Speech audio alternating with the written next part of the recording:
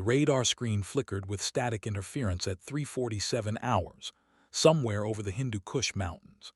Lieutenant Commander Nix, Shadowbird, Reeves pressed her thumb against the control stick of her modified MH-60M Black Hawk, feeling the familiar vibration that meant trouble. Below her, in the valley shrouded by pre-dawn darkness, 8 Navy SEALs had been radio silent for 14 hours. The mission clock on her HUD showed they were 6 hours past their scheduled extraction time. "Control, this is Shadowbird," she transmitted, her voice steady despite the knot forming in her stomach. "Still no contact with Neptune team. Requesting permission to initiate search pattern Alpha 7. Static filled her headset for 3 long seconds before the response crackled through. "Negative, Shadowbird. Stand by current position. Hire's calling the shots on this one." Hire. The word tasted like ash in her mouth. She knew what it meant.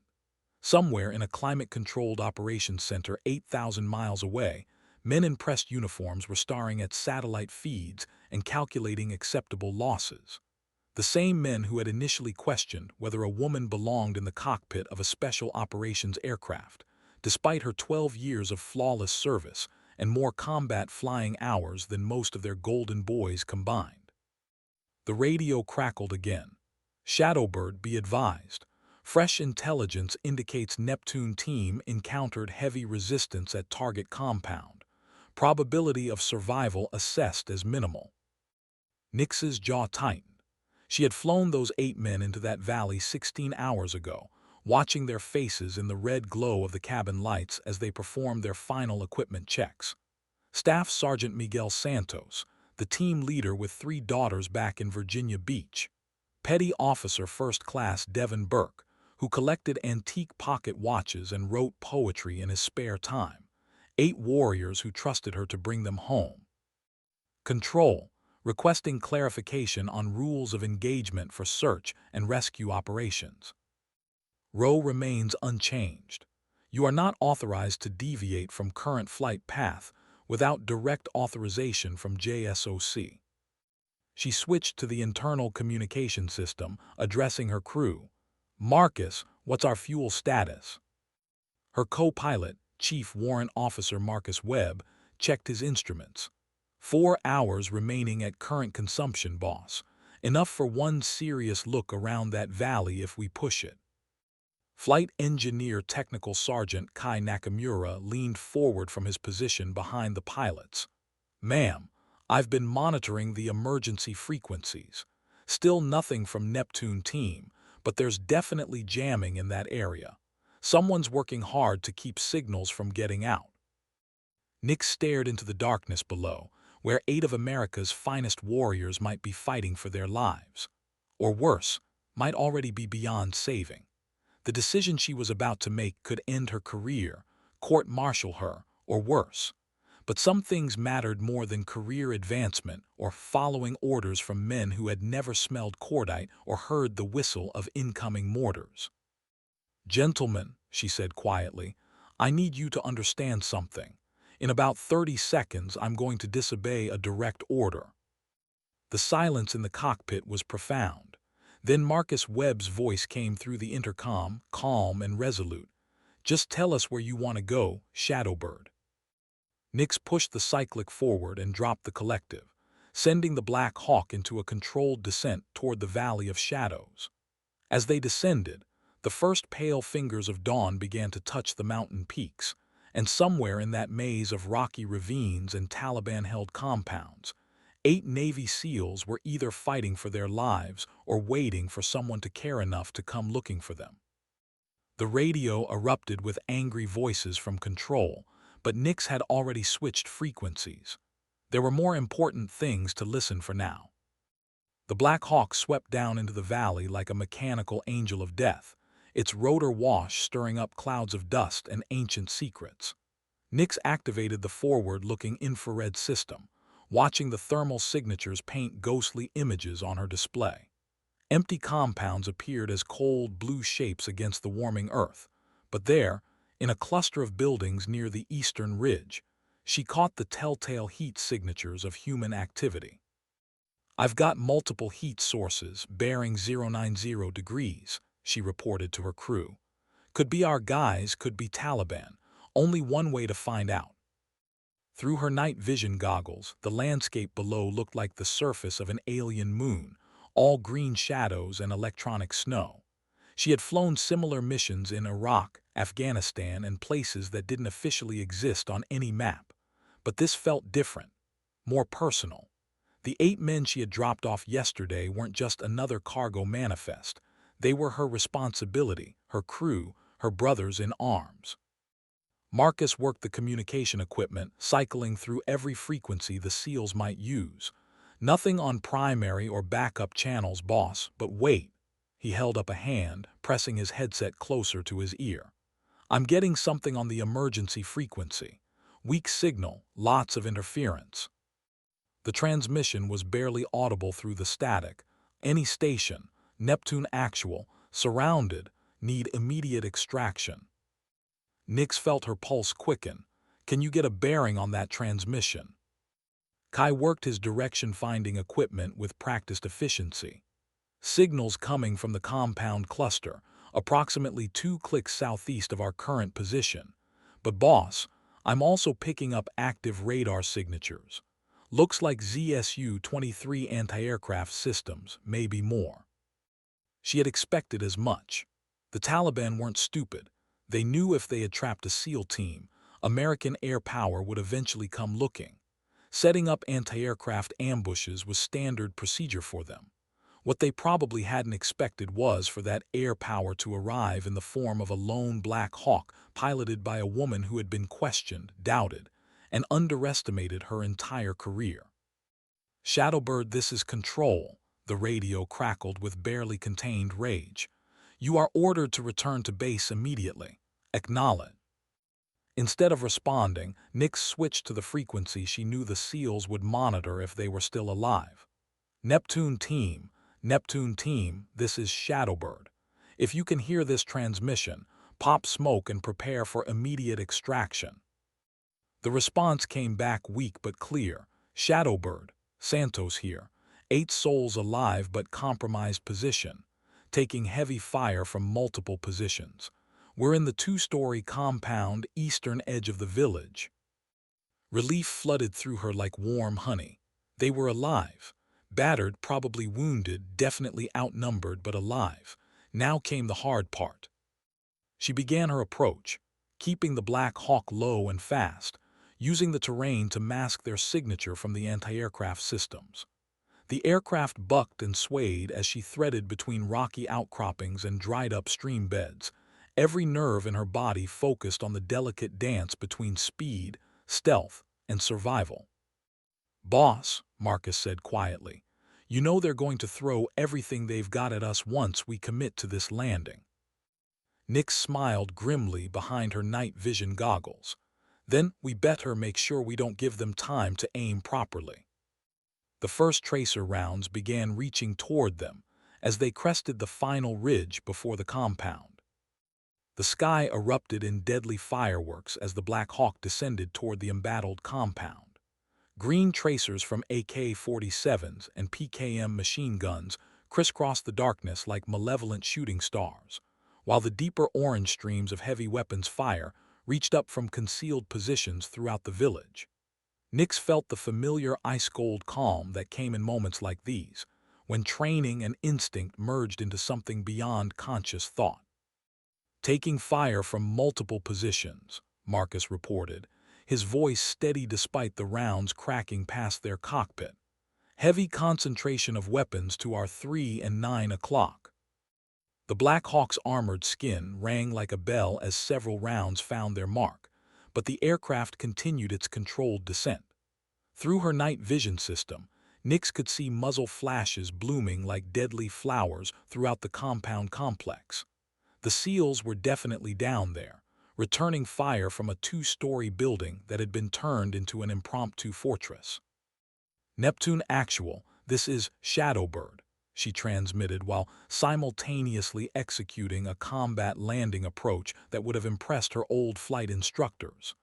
I count approximately 30+ hostiles between your position and my LZ. We're going to need to make this quick and dirty. Santos's voice came back strained but professional. Copy, Shadowbird. Be advised we have 2 wounded, 1 urgent surgical. Also, there's something else you need to know. We didn't just stumble into an ambush down here. Explain. We found what we were looking for. High-value target was here, along with intelligence materials. Real sensitive stuff. The kind that changes the whole game in this region. Nix felt a chill that had nothing to do with the mountain air. HVT, high-value target. The kind of mission that got classified above her pay grade and spawned congressional hearings when they went wrong. No wonder Control was so eager to write off the team as acceptable losses. Copy that, Neptune, still coming to get you out. She flared the Black Hawk into a hover just outside the compound walls, close enough for a fast rope insertion, but far enough to avoid the worst of the ground fire. The crew chief, Staff Sergeant Maria Gonzalez, had already rigged the fast ropes and was coordinating with the door gunners. 30 seconds to touchdown, Nix announced. Kai, give me covering fire on those muzzle flashes to the north. Maria, prep for casualties. The night exploded as the Black Hawk's miniguns opened up, their electric whine adding a mechanical scream to the symphony of violence. 6-barreled death rained down on the Taliban positions, buying precious seconds for the extraction. But as they settled into the landing zone, Nix caught something on her thermal display that made her blood run cold. Heat signatures moving in organized formations, surrounding the compound in a coordinated advance. This wasn't just a random firefight. It was a carefully planned trap, and the SEALs had walked right into it. Boss, Marcus said urgently, we've got major movement to the west. Looks like at least 2 full squads advancing on the compound. The first Navy SEALs appeared at the compound entrance, moving with the fluid precision of warriors who had fought together through hell and back. Santos led the way, dragging 1 wounded teammate while the others provided covering fire. Even in the green glow of her night vision, Nix could see they were in bad shape, gear torn, faces blackened with smoke and blood. But they were moving, and they were together. 8 men who had refused to give up on each other, now being extracted by a pilot who refused to give up on them. The Taliban fighters seemed to sense their prey escaping. The volume of fire increased dramatically, and Nix heard the distinctive whistle of RPGs being launched in their direction. She jinked the Black Hawk hard to the left, feeling the aircraft shudder as shrapnel peppered its underside. Move, move, move, Santos shouted as his team bounded toward the helicopter. The crew chief was laying down suppressive fire while simultaneously preparing to haul the wounded aboard. It was controlled chaos of the highest order, the kind of violence that looked random to outsiders but was actually a carefully choreographed dance of death. Then Nix heard it, the sound every pilot dreaded. The high-pitched whine of an incoming surface-to-air missile, somewhere in the darkness beyond her field of vision. Missile inbound, she shouted, already pulling power and preparing to execute evasive maneuvers that would either save them all or kill them instantly. The SA-7 streaked through the darkness like a vindictive comet, its infrared seeker head locked onto the Black Hawk's engine signature. Nix had perhaps 3 seconds to do something that would determine whether 8 Navy SEALs and 4 aircrew members lived or died in the next few heartbeats.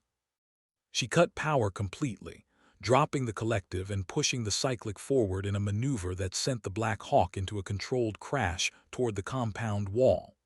The missile, designed to track hot engine signatures, lost its lock as the helicopter's thermal profile suddenly vanished. It streaked overhead, impacting harmlessly against a rocky outcropping 200 meters beyond the landing zone. But now they were committed to landing whether they wanted to or not. The Black Hawk hit the ground hard, bouncing once before settling with a grinding screech of stressed metal. Through the chaos, Nix could hear Santos shouting orders to his men, their boots pounding across the rocky ground as they sprinted for the helicopter. "Status report," she called out, already pulling power back up and preparing for immediate takeoff. 2 wounded aboard, Maria reported. 6 more coming in hot. The Taliban fighters had realized their missile missed and were now pouring everything they had at the grounded helicopter. Bullets rang against the armored cockpit glass like metallic hail, starring the ballistic panels but not penetrating. Yet, the last 4 SEALs reached the aircraft together, Santos bringing up the rear while laying down covering fire with his M4 carbine. As he dove through the door, a burst of automatic weapons fire stitched across the spot where he had been standing a split second earlier. "Everyone aboard," Maria shouted. Nix pulled power, feeling the Black Hawk struggle against its own weight as she coaxed it back into the air. They were overloaded, running on adrenaline and the kind of mechanical sympathy that came from thousands of hours in the cockpit. The aircraft climbed slowly, reluctantly, while tracer fire continued to reach toward them from the darkness below. But they were airborne, and they were together. 8 Navy SEALs who had completed their mission against impossible odds, extracted by a crew who had violated direct orders to come get them. As they gained altitude and distance from the compound, Santos made his way forward to the cockpit. His face was streaked with cordite and dried blood, his gear torn and blackened, but his eyes were clear and focused. "Ma'am," he said simply, "I don't know who you are, but you just saved 8 lives down there." Nix kept her eyes on the instruments, her voice steady despite the emotion threatening to overwhelm her. "Just doing my job, Sergeant." "No, ma'am," Santos replied. "What you did back there, that was way beyond duty. That was something else entirely." As they flew toward the relative safety of friendly airspace, Nix couldn't shake the feeling that everything was about to change. She had disobeyed direct orders, committed her crew to an unauthorized combat mission, and extracted a SEAL team that higher command had apparently written off as acceptable losses. There would be consequences. Court-martial, probably. End of career, certainly. But as she listened to the quiet conversations of the wounded SEALs behind her, as she watched the sun beginning to rise over the mountains they were leaving behind, she found she didn't care about the consequences. Some things were worth more than a career. The first indication that their troubles were far from over came at 6:30 hours, as they approached the forward operating base, where they were supposed to deliver the SEALs for medical treatment and debriefing. Instead of the usual landing clearance, the radio crackled with an unexpected message. "Shadowbird, this is Colonel Harrison, Base Commander. You are directed to proceed directly to Landing Zone Echo. Do not, repeat, do not approach the main base. Acknowledge immediately." Landing Zone Echo was the designation for a remote strip of hardened ground about 5 kilometers from the main base, the kind of place where aircraft landed when they carried cargo that wasn't supposed to officially exist. Nix exchanged glances with Marcus, both of them understanding the implications.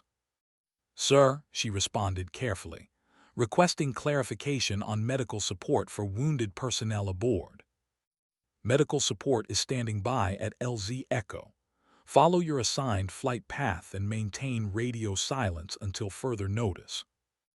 As they altered course toward the isolated landing zone, Santos appeared at her shoulder again. The SEAL team leader looked troubled, his normally stoic expression creased with concern. "Ma'am, I need to brief you on what we found down there," he said quietly. "Before we land, before we get separated into different debriefing rooms where they can control the narrative." Nix nodded, keeping her attention split between flying the aircraft and listening to what Santos had to say. Behind them, the other SEALs were tending to their wounded teammates and checking their equipment with the methodical precision of professionals who understood that their mission might not be over yet. "The HVT we were sent to capture," Santos continued, "turned out to be someone unexpected. Not Taliban, not Al-Qaeda. Pakistani ISI, Inter-Services Intelligence. A colonel named Rashid who's been playing both sides of this war for the better part of 5 years." The implications hit Nix like a physical blow.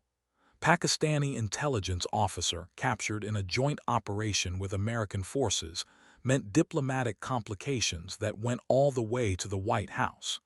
It meant plausible deniability and compartmentalization, and all the bureaucratic games that got people killed when the truth became inconvenient. "There's more," Santos said grimly. "The intelligence materials we recovered show bank transfers, communication intercepts, operational details. Rashid wasn't just feeding information to the Taliban, he was coordinating attacks on American forces. At least 6 IED incidents that killed our people can be traced directly back to intelligence he provided." Now Nix understood why higher command had been so quick to write off the SEAL team as acceptable losses. A failed mission meant no captured ISI officer, no inconvenient intelligence materials, no diplomatic crisis with Pakistan. Just 8 dead Navy SEALs who had died heroically in service to their country, their mission details classified, and their sacrifice honored in private ceremonies attended by grieving families. Landing Zone Echo appeared ahead of them, a stark patch of graded earth surrounded by concrete barriers and armed guards. As they approached, Nix could see military vehicles positioned around the perimeter, not the usual support equipment, but combat vehicles with mounted weapon systems pointed outward. Someone was taking security very seriously. "Boss," Marcus said quietly, "something doesn't feel right about this." Nix had the same feeling. In 12 years of military aviation, she had learned to trust her instincts when they whispered warnings. And right now, every instinct she possessed was screaming that Landing Zone Echo was not what it appeared to be. As they settled onto the hardpack landing zone, she could see personnel moving toward the aircraft with the purposeful stride of people following carefully rehearsed procedures. Medical personnel for the wounded SEALs, certainly, but also intelligence officers, legal personnel, and others whose presence suggested that everyone aboard the Black Hawk was about to be processed through a system designed to contain and control rather than support and debrief. "Listen carefully," she said over the internal communication system, addressing both her crew and the SEALs. "Whatever happens after we shut down engines, remember that we followed our training, we completed our mission, and we brought everyone home alive. That's the truth, and that's what matters." The rotors wound down with their characteristic whine, and within seconds the aircraft was surrounded by personnel whose faces were hidden behind the kind of professional neutrality that meant serious trouble for everyone involved. As the engine spooled down and the rotors settled into their final rotation, Lieutenant Commander Nix Reeves realized she was looking at the end of her military career. The men approaching her aircraft weren't wearing the casual expressions of personnel conducting routine debriefings. They had the grim efficiency of people implementing damage control procedures. Colonel Harrison materialized at her cockpit window before she had finished her shutdown checklist. A thin man with iron-gray hair and the kind of pale complexion that came from spending too much time in windowless briefing rooms. He had the look of someone who had been awakened before dawn to deal with a crisis that threatened to become an international incident. "Lieutenant Commander Reeves," he said as she climbed down from the pilot's seat, "you are to report immediately for mission debriefing. Your crew will be processed separately." The way he emphasized "processed" made it clear this wasn't going to be a standard operational debrief. She watched as the wounded SEALs were loaded onto stretchers and whisked away toward medical facilities, while the remaining team members were escorted in a different direction by personnel who looked more like investigators than support staff. Santos caught her eye as he was led away, giving her a subtle nod that somehow conveyed both gratitude and warning. Whatever was about to happen, the SEAL team leader understood the political machinery that was grinding into motion around them. The debriefing room was exactly what she expected: windowless, fluorescent lit, furnished with a metal table and uncomfortable chairs that were designed to make people want to finish their conversations quickly. Colonel Harrison sat across from her, flanked by a legal officer, and a woman in civilian clothes who had the unmistakable bearing of intelligence personnel. "Before we begin," Harrison said, opening a thick folder, "I want to make something very clear. What happened in that valley this morning touches on matters of national security that extend far beyond a simple combat rescue mission." Nix kept her expression neutral. "Sir, I extracted 8 Navy SEALs who were in contact with enemy forces and required immediate medical attention. That's what the mission reports will reflect." The civilian woman leaned forward slightly. "Lieutenant Commander, we understand your loyalty to the SEAL team, and no one questions your courage or piloting skills. But the Pakistani officer your team captured has created a situation that requires very careful handling." There it was a confirmation that Santos had been telling the truth about their captive. Nix filed that information away while maintaining her professional demeanor. "Ma'am, I was not briefed on the nature of the ground team's mission objectives. My role was strictly aviation support." Harrison consulted his folder. "According to radio intercepts, you received multiple direct orders to return to base rather than proceeding with an unauthorized search and rescue operation. Can you explain your decision to disobey those orders?" The question she had been expecting. The moment that would define not just the end of her career, but how history would remember this mission. "Sir, I had 8 Navy SEALs missing in action and communications indicating they were in contact with enemy forces. Standard operating procedures required me to provide immediate support for personnel in distress." "Standard operating procedures," the legal officer said quietly, "also require following the orders of superior officers, particularly when those orders come directly from Joint Special Operations Command." Nix met his gaze steadily. "Sir, I took an oath to support and defend the Constitution of the United States.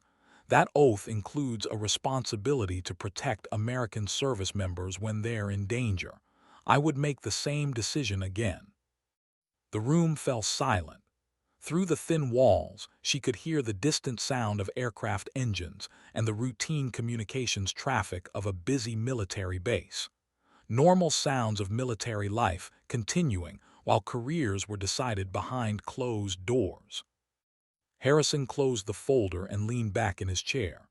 "Lieutenant Commander Reeves, what I'm about to tell you is classified at the highest levels.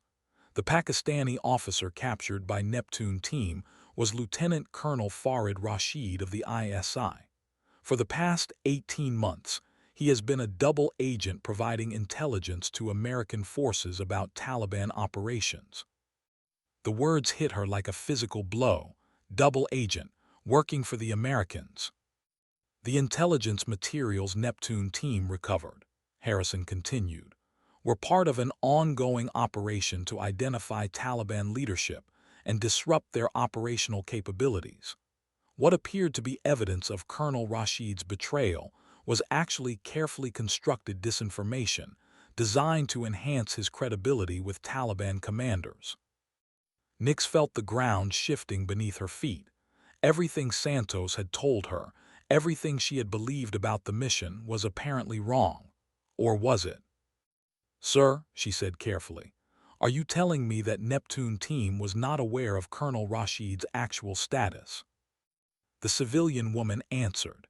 "The operation was compartmentalized for security reasons. Only a very small number of personnel were aware of Colonel Rashid's true role, including the SEAL team." Harrison and the woman exchanged glances. That information was provided on a need-to-know basis. In other words, the SEALs had been sent to capture someone they believed was an enemy agent, while their command knew he was actually working for the Americans. And when the mission went sideways, higher command had been perfectly willing to let 8 Navy SEALs die rather than risk exposing a double agent whose cover had already been blown. The full scope of what had happened began to crystallize in her mind. The hasty mission planning, the reluctance to authorize search and rescue, the isolated landing zone, all of it designed to contain a situation where American forces had captured their own asset and couldn't admit it without compromising ongoing operations. "What happened to Colonel Rashid?" she asked. "He was quietly released after being medically treated for injuries sustained during the capture operation," Harrison replied. "As far as official records are concerned, Neptune team encountered heavy resistance and failed to locate their primary target." Failed mission. No captured Pakistani officer, no diplomatic incident, no intelligence materials that might raise awkward questions about American operations in the region. 8 Navy SEALs who had completed their assigned mission perfectly, only to discover they had been set up to fail from the beginning. And 1 helicopter pilot, who had disobeyed orders to save them from the consequences of their commander's carefully planned deception. Harrison opened another folder, this one thinner than the first. "Lieutenant Commander Reeves, given the classified nature of this operation and the complexity of the situation, we are prepared to offer you several options for your future military career." Here it came, the bureaucratic machinery that would determine how her story ended. Option 1.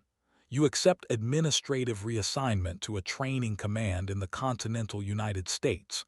Your service record will reflect exemplary performance, and your role in this mission will be appropriately classified. You continue your career with no adverse action. A face-saving exile, teaching young pilots how to fly helicopters while the real war continued without her. Option 2. You accept early retirement with full benefits and appropriate recognition for your years of distinguished service. Again, your role in this mission remains classified, but your personnel file will reflect the highest recommendations. A golden parachute. Disappear quietly into civilian life with her pension intact and her reputation preserved. Option 3, Harrison said, his voice taking on a slightly different tone, requires a more detailed discussion of your future value to certain specialized military units that could benefit from your particular skills and experience. She looked up sharply. That didn't sound like punishment or exile. "Sorry." The civilian woman spoke for the first time in several minutes. "Lieutenant Commander, what you accomplished this morning, the tactical decision-making, the risk assessment, the execution under fire, those are exactly the qualities we need in pilots assigned to our most sensitive operations." "What kind of operations?" Harrison smiled for the first time since she had entered the room. "The kind that don't officially exist, Lieutenant Commander.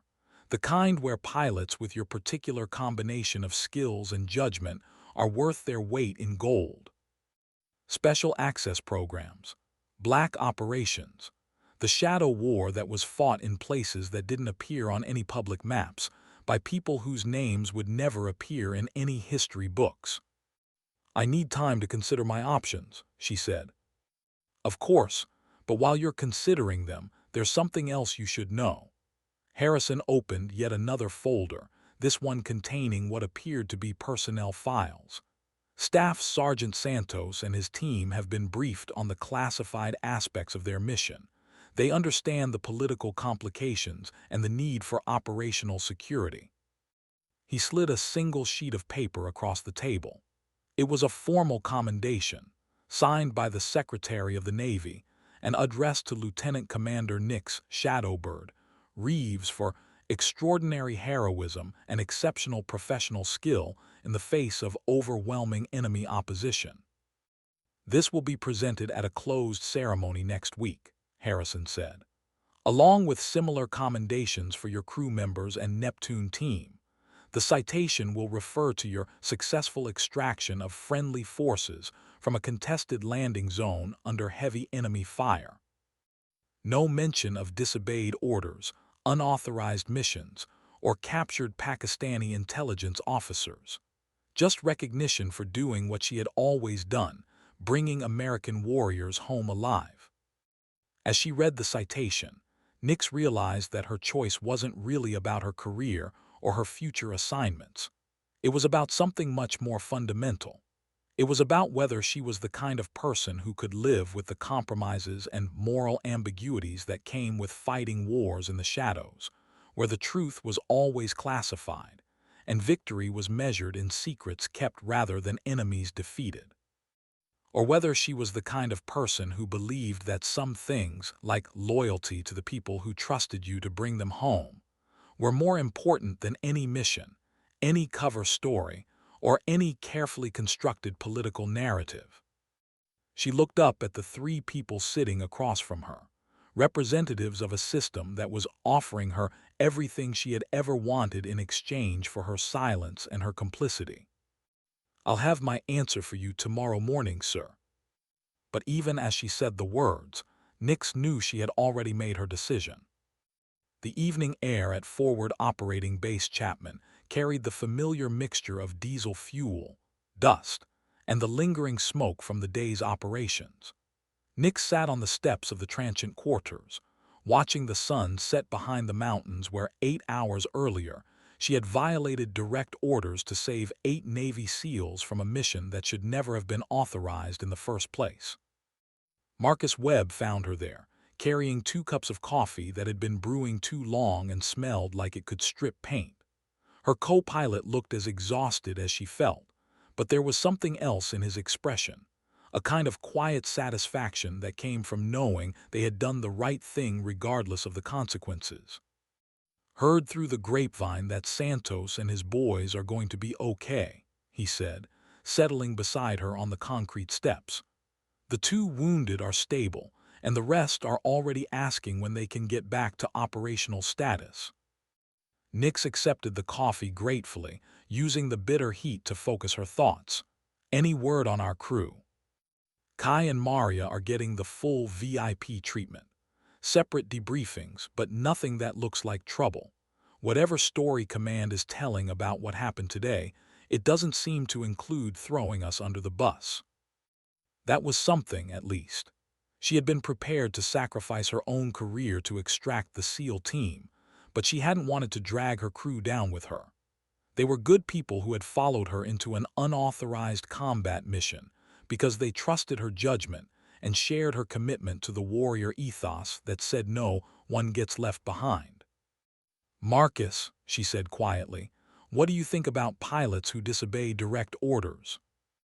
He was quiet for a long moment, staring out at the mountain peaks that were turning purple in the fading light. "I think there are orders, and then there are orders. Capital O, the kind that come from something deeper than rank structure or chain of command." "And how do you tell the difference?" "Easy. Orders with a capital O are the ones you can't disobey and still look at yourself in the mirror afterwards." It was the kind of simple wisdom that came from 23 years of military service and more combat deployments than most people could count.